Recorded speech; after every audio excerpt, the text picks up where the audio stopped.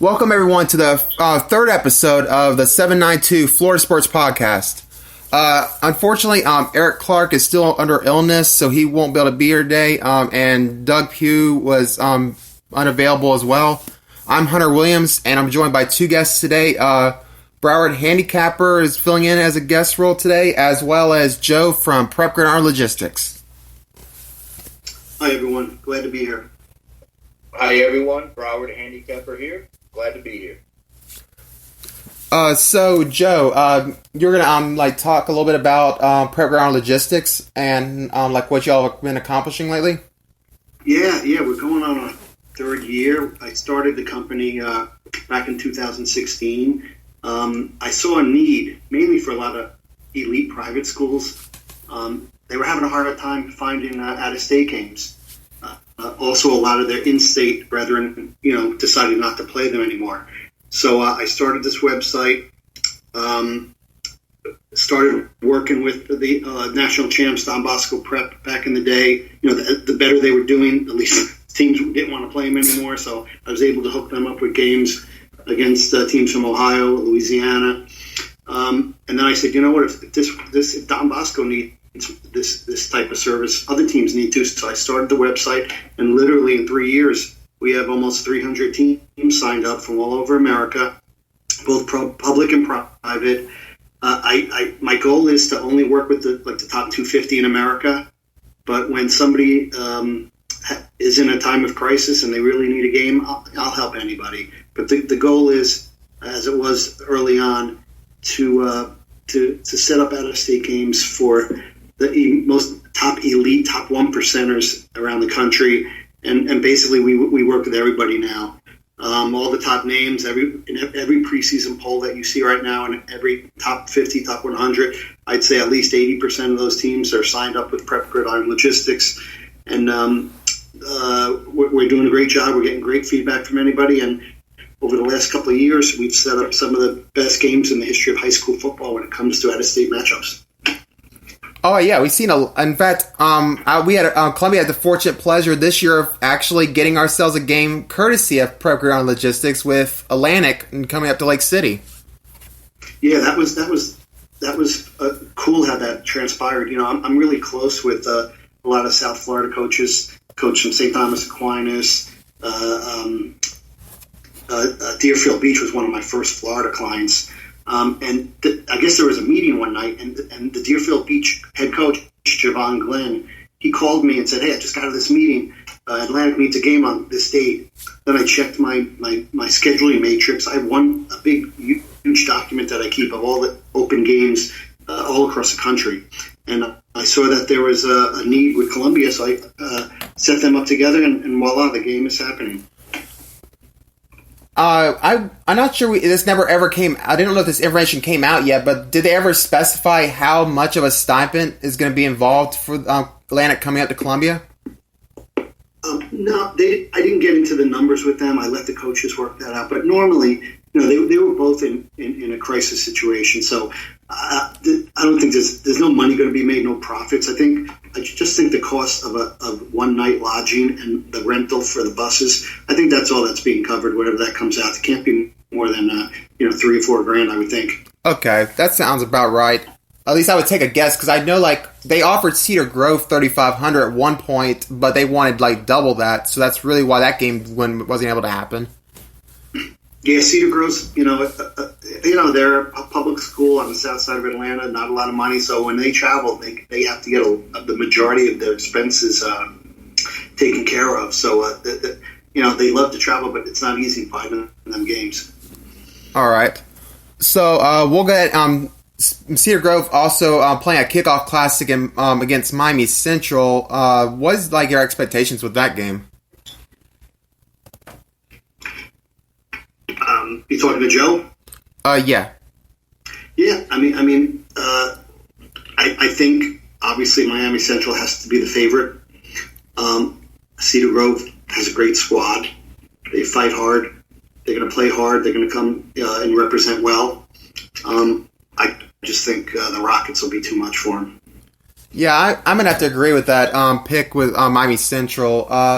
Broward, I'm guessing you're going to probably take Miami Central too? Yeah, I'm going to have a lean in Miami Central in that particular matchup as well.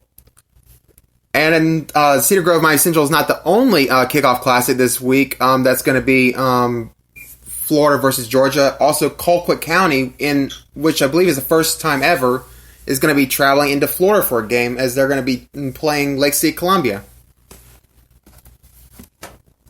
That's a great matchup. Two evenly matched teams. I you know what? To me, that I don't know. I can't. I'm stumped right now. I mean, you got Colquitt, who doesn't leave their area that much.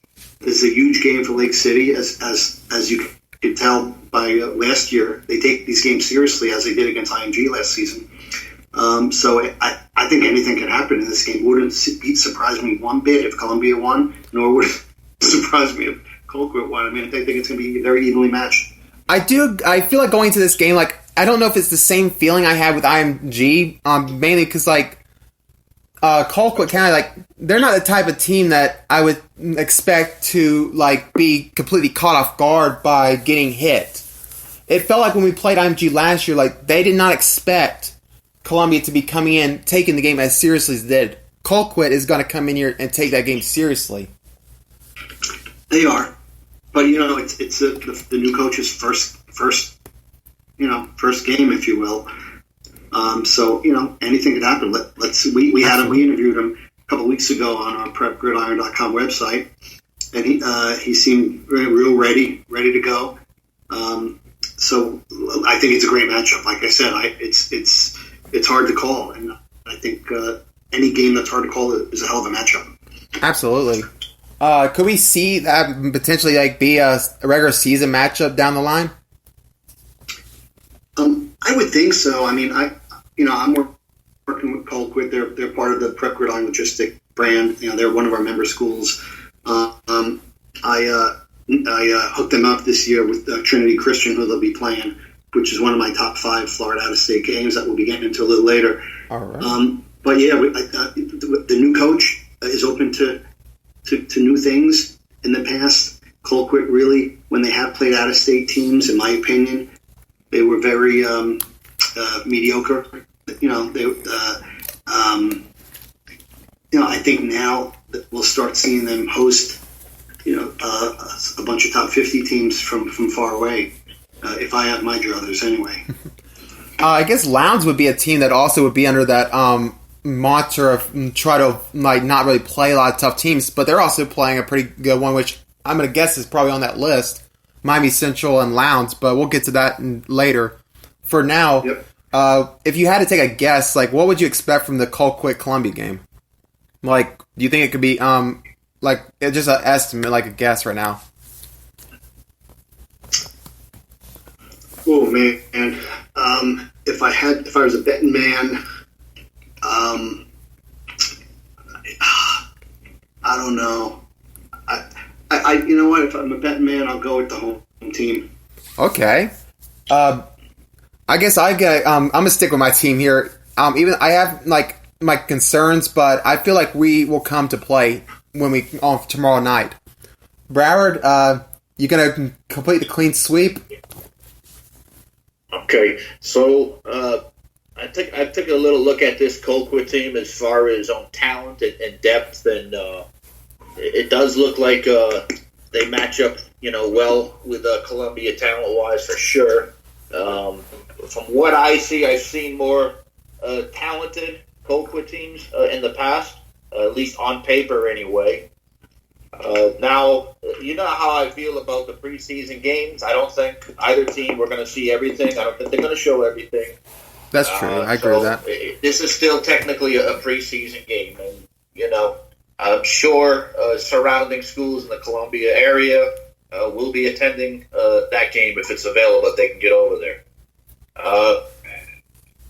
I'm going to lean with the home team here. Not very confidently.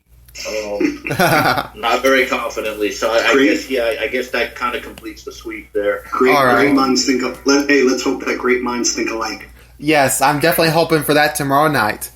So we'll get right into it. What are some of those that list of Florida out of state games that you seeing as the best ones for lined up this year? Yeah, I've worked pretty hard on this list. I'm gonna give you my top 5 first. I'm gonna start with number 5, which we already mentioned. I think Trinity Christian visiting Colquitt is in my opinion the 5th best out of state game involving a Florida team. These are 2 powerful programs, really close to each other. They should have been playing each other many years ago, and hopefully this will be the first of many times they play going forward. My number 4, I'll go to number 4,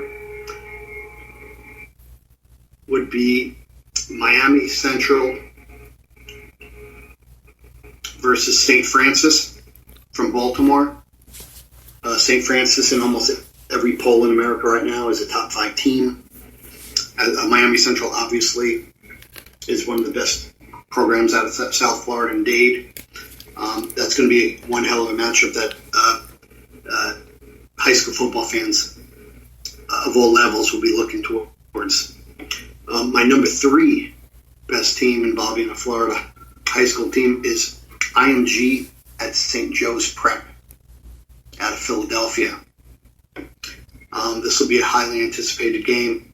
St. Joe's Prep has one of the best quarterbacks in the country. We all know how good IMG is. They have a lot coming back. IMG is one of my top clients at PGL. The teams around the country, the teams that need the most help scheduling games annually are IMG and St. Francis. We're happy to say that we take care of both of them and have for the last couple of years. So we're looking forward to IMG at St. Joe's Prep. Number 2 best game I have is St. Thomas Aquinas at De La Salle. 2 storied powers, private powers from their respective areas. STA going out west again. The last 2 times they've gone, they haven't been successful. They're 0-2. But I think this year they have as good a shot as ever coming back to Florida after that game as a winner. And in my opinion, the number 1 game involving a Florida out-of-state team is IMG at St. Francis. I saw that one coming. I say that only because we've all been waiting for this game for the last 3 years. It was scheduled back in 2017, didn't come to fruition. It was scheduled last year, it was canceled. So this year, hopefully we'll all get our wish. Very highly anticipated. The teams are around the country. Teams believe that these 2 teams mirror each other in many ways. So we're in for a great season. I mean, I think in the history of high school football, this will be the best year of out-of-state games ever in the modern day time. So those are my top 5 in that order. I have 8 others we can talk about, but first, if you want to review those 5, let's do it. Okay. Well, we'll start with the first one. The number 1, St. Francis IMG. As soon as I started hearing the names dropping, I almost instantly realized that was going to be the number 1 game, and I can see why. 2 top 10 programs in pretty much every poll right now. Then you have, and this game, 3 years in the making. I'm looking forward to seeing that. I'm hoping that this somehow gets broadcast. I know there was questions whether or not it would, which was why that game almost fell through in the first place this year. But I personally hope that it somehow does. Let me tell you what happened there, okay? This is insider stuff. This is why people should listen to your podcast. You get insider stuff that nobody else knows about. So they're both my clients. So there are 2 alliances forming in the world of private high school football. There's one alliance that has about 16 teams involved right now, and there's another alliance that has about 12 teams so far. IMG is in one, St. Francis is in the other. Oof.